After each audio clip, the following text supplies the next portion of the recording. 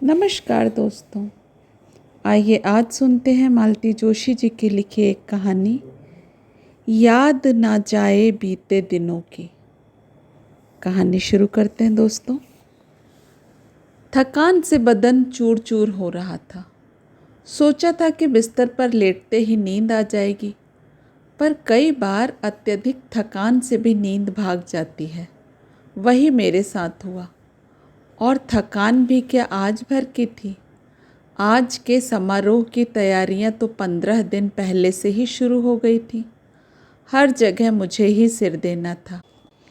पंडित जी पूजा के सामान की लिस्ट मुझे ही थमाकर फुर्सत हो गए थे। शाम की पार्टी का मेनू भी अलग था, कैटरर भी अलग थे, पर दोपहर के भोजन की व्यवस्था मुझे ही संभालनी थी। हलवाई को लेकर काफ़ी माथापच्ची करनी पड़ी थी। उसने जो सामग्री बताई थी वह मेरे हिसाब से दुगनी तिगुनी थी। काफ़ी बहसबाजी के बाद तालमेल बैठ पाया था। डर भी लग रहा था कि खुन्नस के मारे कहीं खाने का कचरा ही ना कर दे, पर शुक्र है भगवान का वैसा कुछ नहीं हुआ। इसके अलावा मेहमानों की लिस्ट भी मेरी ही देखरेख में बननी थी। इन लोगों को तो किसी के नाम पते तक ठीक से मालूम नहीं है। इतना बड़ा हो गया है मनीष, पर माँ के बिना उसका पत्ता नहीं हिलता। अच्छा भी लगता है, पर कभी कभी शरीर जवाब दे जाता है। तैयारी तो खैर बहू रानी भी कर रही थी, पर उनका क्षेत्र अलग था। उनकी चिंताएं दूसरी थीं। पूजा के समय कौन सी साड़ी पहननी है, दोपहर भोज के समय लहंगा चुन्नी ठीक रहेगा या उसे शाम की पार्टी में पहना जाए, बाल कैसे सेट करने हैं, ज्वेलरी कब कौन सी पहननी है। इन सब चिंताओं के बीच उसे बच्चों के कपड़ों की भी सुध नहीं थी। मनीष के कपड़े भी मनीष के ही जिम्मे थे। माँ, थोड़ा उठोगी? झपकी बस आने को ही थी कि मनीष ने आकर जगा दिया। उठने का जरा भी मन नहीं था। सोचा कह दूं कि अब जो भी है सुबह देखेंगे। अब बिल्कुल हिम्मत नहीं है, पर कहते नहीं बना। सोचा कोई ज़रूरी काम होगा तभी तो आया है, नहीं तो थका हुआ तो वह खुद भी है। क्या बात है बेटा? मैंने भरसक अपनी बेजारी छिपाते हुए पूछा। बात कुछ नहीं है माँ, बस 2 मिनट के लिए उठ जाओ। तुम्हारे बिस्तर पर एक गद्दा और डाल देता हूँ। नया घर है तो फर्श वैसे ही ठंडा है, और ये टेंट हाउस वालों के गद्दे इतने पतले होते हैं कि सुबह तक अकड़ जाओगी। उठते हुए देखा मनीष के पीछे सुखराम गद्दा और चादर लिए खड़ा है। मेरे उठते ही उसने करीने से बिस्तर लगा दिया। तुम लोगों को कम तो नहीं पड़ेंगे, और ये चादर तो घर की लगती है। हाँ, सुमी 5-6 चादरें ले आई थी। और तुम बिस्तरों की चिंता मत करो, सोने के लिए यहाँ हैं ही कितने लोग। नीचे तुम और सुखराम हो, ऊपर मैं और बच्चों के मामा हैं बस। सुबह और बच्चों को मैंने घर भेज दिया है। यह अच्छा किया, यहाँ बेकार हलकान होते। गृह प्रवेश के दिन मकान में ताला नहीं लगना चाहिए, तो हम लोग हैं ही। वहाँ घर पर मेहमानों के पास भी तो किसी को होना चाहिए। अच्छा माँ, अब मैं सोने जा रहा हूँ, तुम भी आराम करो। बाथरूम की लाइट खुली छोड़ रहा हूँ। नई जगह है, रात को कहाँ टटोलती फिरोगी। और सुखराम बगल वाले बरामदे में ही सो रहा है, ज़रूरत पड़े तो जगा लेना। मैं भी सीढ़ियों के बगल वाले कमरे में ही हूँ। नीचे से आवाज़ दोगी तो मैं भी सुन लूँगा। अच्छा, गुड नाइट। उसके बाद देर तक मुझे भावातिरेक के कारण नींद ही नहीं आई। मनीष की अपने प्रति निष्ठा और चिंता देखकर मन गदगद हो उठा था। अपने बच्चे के लिए तो दुनिया की हर माँ खटती है, पर उसके कष्टों का एहसास कितने बच्चों को होता है। मनीष मेरे संघर्ष को नहीं भूला है, इसलिए अब मुझे हर तरह का आराम देना चाहता है। इस खूबसूरत कमरे पर अभी से मेरे नाम का लेबल लग गया है। वास्तु देवता की पूजा उसने इसी कमरे में करवाई है। अपने पापा की एक बड़ी सी तस्वीर भी उसने कल ही मढ़वा कर दीवार पर लगा दी है। मैंने पता नहीं कब किस प्रसंग में कहा था कि लोग इतने बड़े बड़े घर बनवाते हैं, पर ठाकुर जी के लिए ज़रा भी जगह नहीं छोड़ते। कहीं भी किसी भी कमरे में कोने में स्थापित कर देते हैं। अपन जब घर बनाएंगे तो एक पूजा घर जरूर बनवाएंगे और एक तुलसी चौरा भी। मैं तो कहकर भूल गई थी, पर मनीष नहीं भूला। पूजा घर तो उसने बनवाया ही। कल पीछे वाले आंगन में संगमरमरी तुलसी चौरा दिखाकर मुझे सुखद आश्चर्य से भर दिया। ऐसी गुणी संतानें कितनों के भाग्य में होती हैं। मुझे अपनी ही नज़र न लग जाए कहीं। जब देर तक नींद नहीं आती तो बाथरूम का चक्कर लगाना लाजमी हो जाता है। इस सजीले बाथरूम को तो देखते ही मैं लट्टू हो गई थी। यूँ तो मनीष के बंगले में भी 3-3 बाथरूम हैं और खासे बड़े भी हैं, पर सरकारी बंगलों में ऐसी नफासत, ऐसा सौंदर्य बोध कहाँ होता है। यहाँ तो नीचे से ऊपर तक खूबसूरत टाइल्स लगी हुई हैं, संगमरमर का चमकदार फर्श है, हल्के नीले रंग का वॉश बेसिन, उसी से मेल खाती टॉयलेट सीट और छोटा सा कवर्ड, बड़ा सा गीजर और नाजुक सा फव्वारा, स्टील के चमकदार नल और वैसी ही कपड़े टांगने की खूंटियाँ। मैं तो दिन में ही देखकर निहाल हो गई थी। अब बल्ब के दूधिया प्रकाश में तो वह बहुत ही सुंदर लग रहा था। मैं तो मुग्ध हो गई। सुशीला रानी, मैंने अपने आप से कहा, कभी सपने में भी ऐसा बाथरूम देखा था? मुझे पान दरीबा वाले अपने मकान का बाथरूम याद आया। उसे बाथरूम कहना उस शब्द की तौहीन करना था। रसोई घर के एक कोने में ही 2 दीवारें उठा दी गई थीं। दरवाजे के नाम पर एक पर्दा पड़ा रहता था। मुझे तो वहाँ नहाते हुए संकोच होता था। मैं रसोई घर ही बंद कर लेती थी, पर उससे लोगों को बड़ी परेशानी होती थी। पिछवाड़े जाने का वही एक रास्ता था। पिछवाड़े, जहाँ किराएदारों के साझा टॉयलेट्स बने हुए थे। उन्हें टॉयलेट कहना भी इस शब्द का मखौल ही उड़ाना था।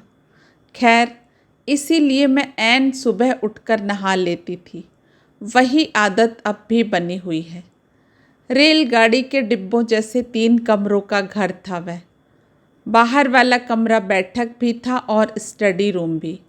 बीच वाले कमरे में दिन में भी घुप अंधेरा रहता था। वह कहने को हमारा बेडरूम था, पर उस कमरे में दुनिया भर का सामान ठुसा हुआ था। फिर रसोई थी, जिसमें एक बाथरूम भी बना हुआ था। अपने कमरे में लेटकर हम भविष्य के सुनहरे सपने बुनते रहते।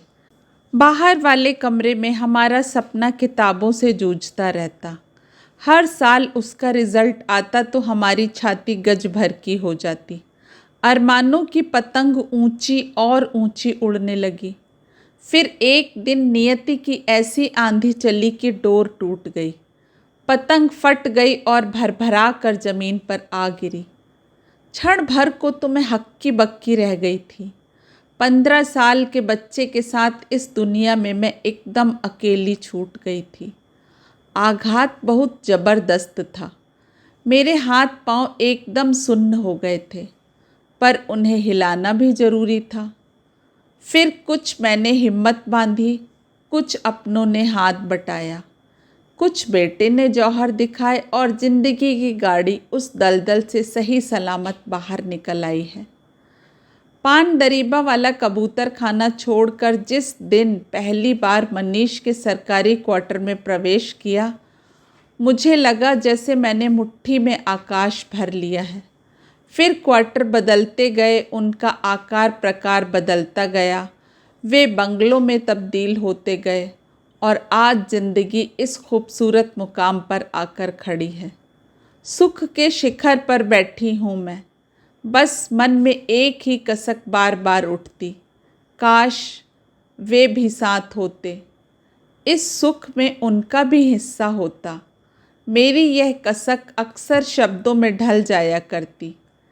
तब पता नहीं था कि मेरे ये शब्द किसी को नागवार गुजरते होंगे। वो तो अच्छा हुआ जो समय रहते मनीष ने बता दिया।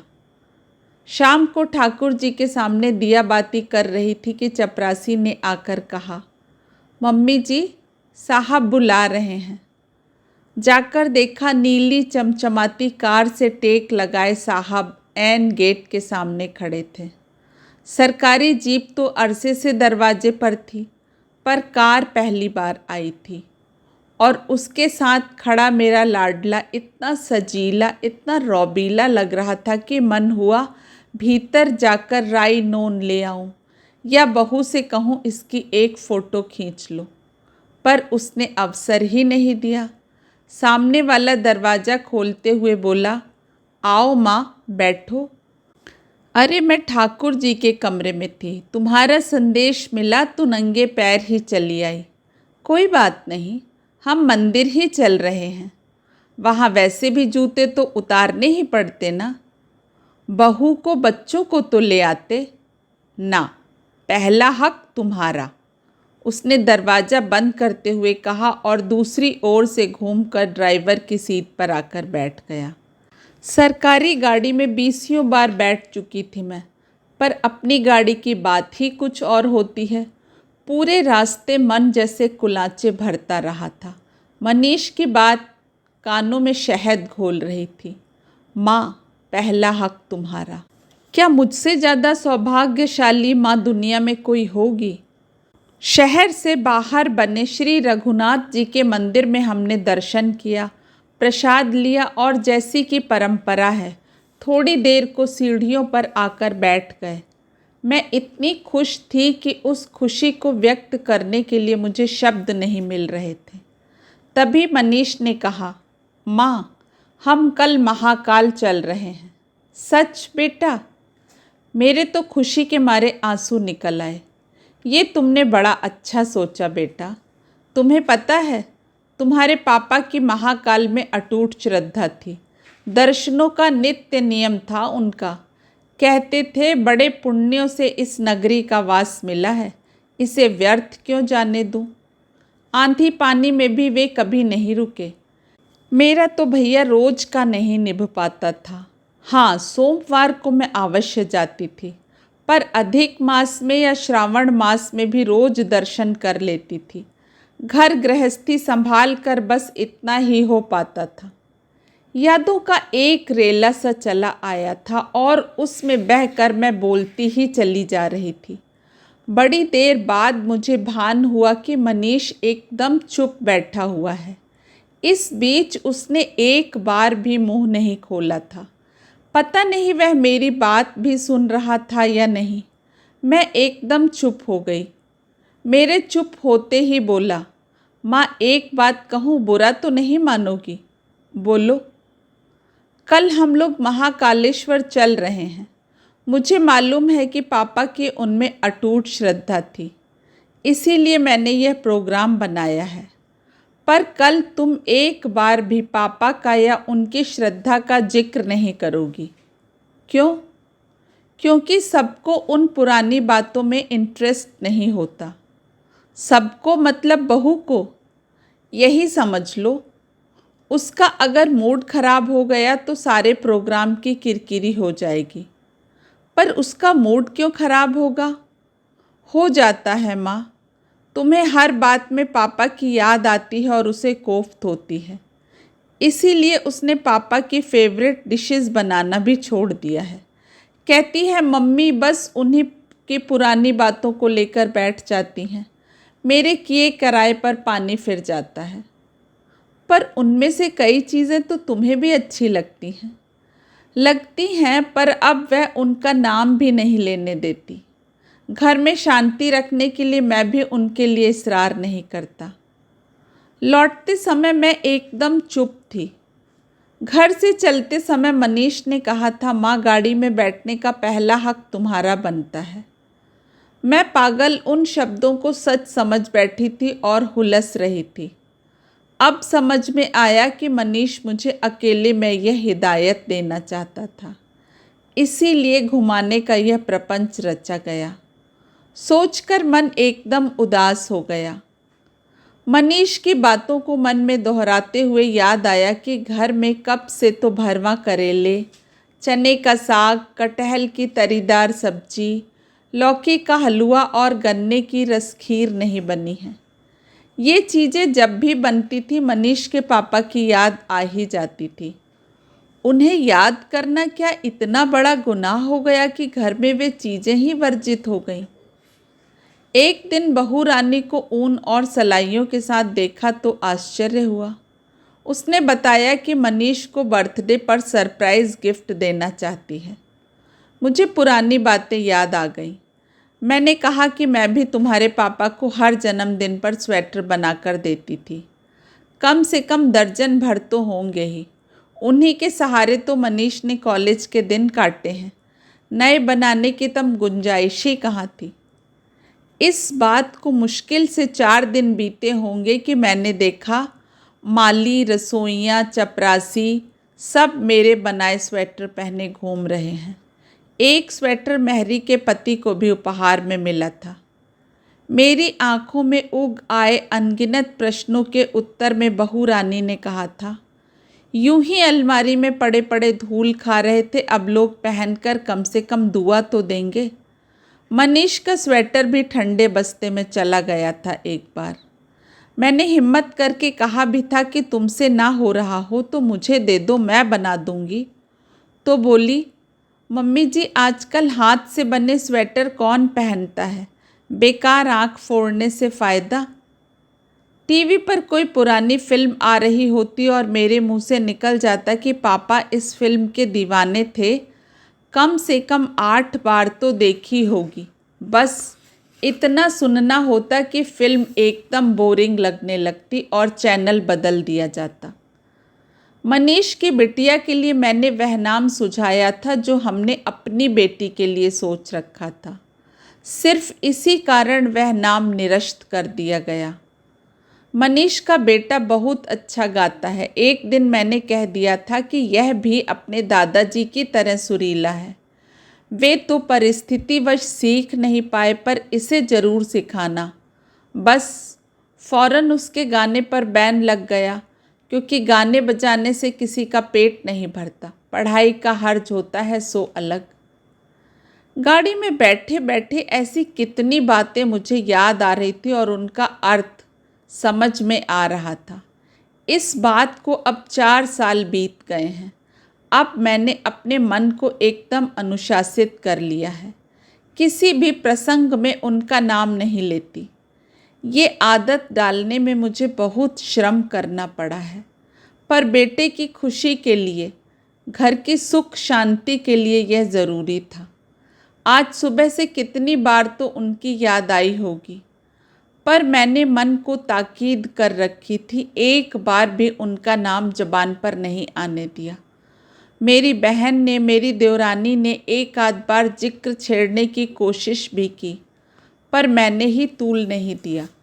जिज्जी तो आंखों में आंसू भर लाई थी, पर मैंने डपट दिया कि खुशी के मौके पर अच्छी अच्छी बातें करो, आंसू बहाकर असगुन क्यों करती हो। शील, फिर तुम इस खुशी के मौके पर मुंह लटका कर क्यों बैठी हो। मैं चौंक पड़ी। ये किसकी आवाज़ थी। इस नाम से तो मुझे एक ही व्यक्ति ने पुकारा है।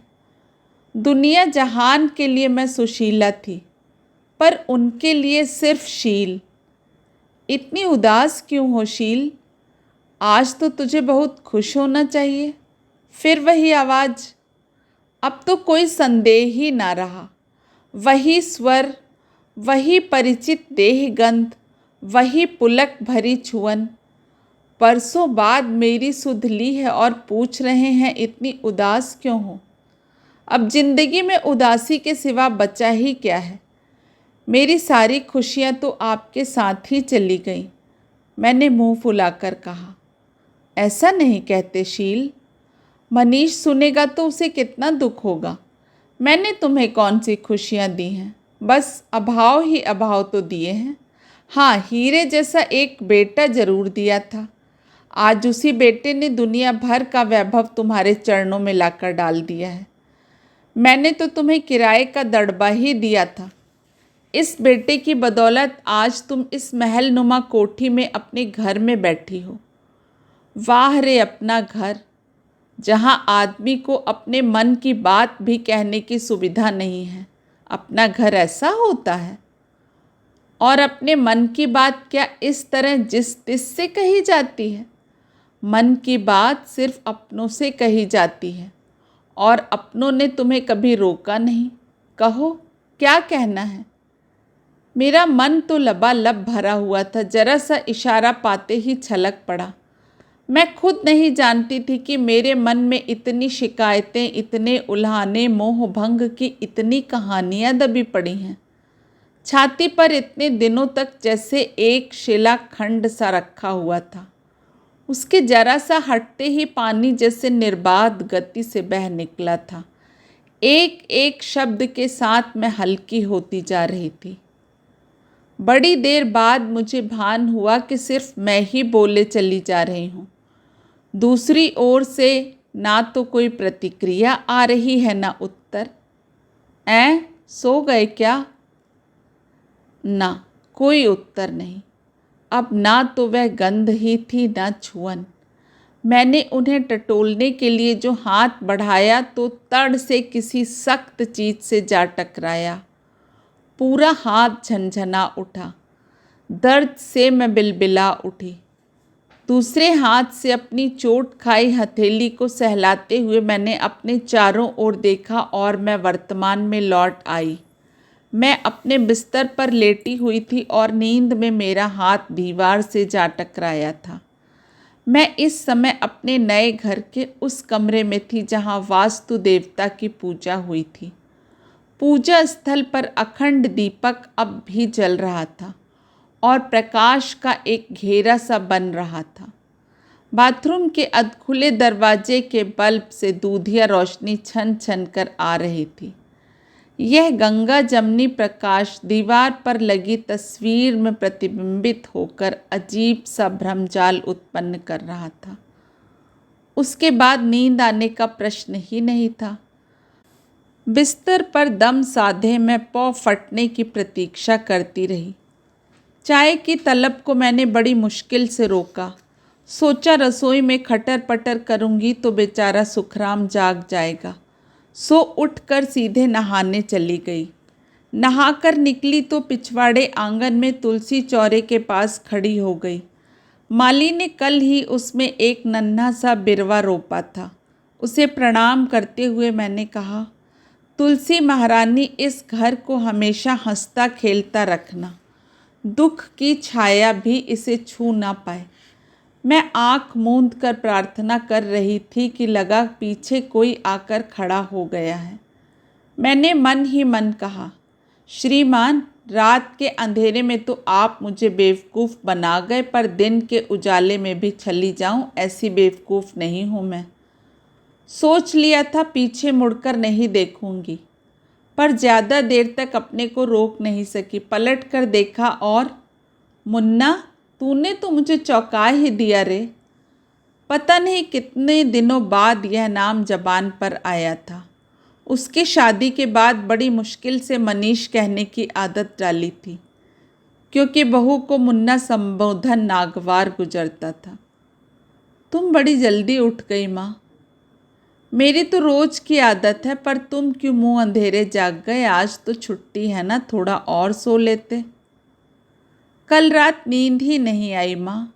नई जगह थी, फिर आधी रात को एक सपना देखा। उसके बाद तो सपने में पापा आए थे। उसके चेहरे पर आश्चर्य जैसे पुत गया। तुम्हें कैसे पता चला? सीधी सी बात है बेटा, कल पूरा दिन तुम उन्हीं के बारे में सोचते रहे हो और किसी से कह भी नहीं पाते थे। फिर उन्हें तो सपने में आना ही था। सपना और होता क्या है?